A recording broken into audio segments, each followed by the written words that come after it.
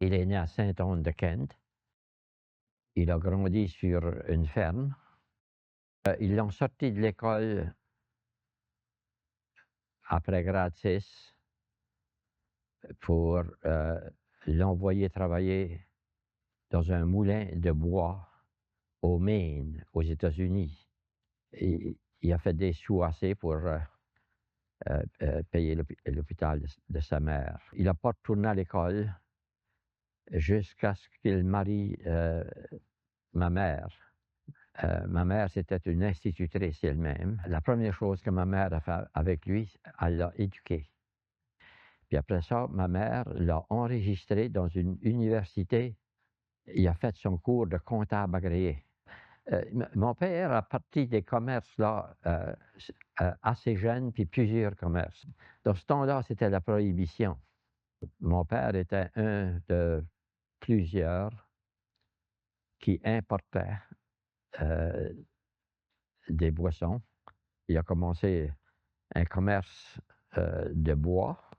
L'été, on employait 300-400 personnes là, pour expédier ce bois-là par bateau en Angleterre. À peu près dans le même temps, il a construit Bouctouche Motors Limited. On avait un poulailler à Bouctouche de 4000 poules.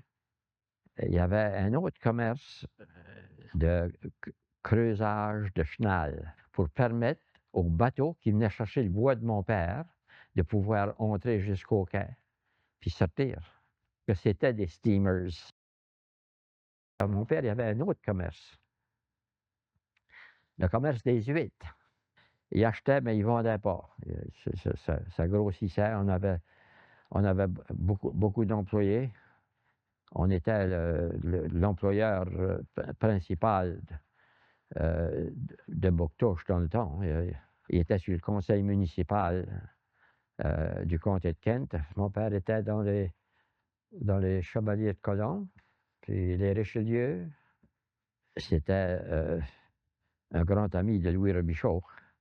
En 1956, Louis a convaincu mon père de se présenter en politique parce qu'il fallait changer des choses. Et il s'est présenté, il a été élu en 1956. Mon père a signé pour le prêt de 1 million pour l'élection de 1960. Et c'est là qu'ils ont pris le pouvoir. C'était excitant de vivre ces temps-là. Très excitant.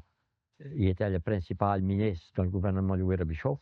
À cette époque-là, le ministère des Travaux publics et le ministère de la Voirie étaient combinés ensemble. Enfin, mon père avait les deux, les écoles et les hôpitaux. C'est mon père qui était en charge de toutes ces constructions-là. Il y a eu la construction du pont de Bouctouche. C'est mon père qui a construit, comme ministre des Travaux publics, naturellement, le fameux pont de Chatham. Il a pris sa retraite à l'élection de 1974. Mon père est mort à 86. La seule chose que je peux lui dire, s'il peut m'entendre, c'est qu'il a été un père exemplaire, à qui je dois tout.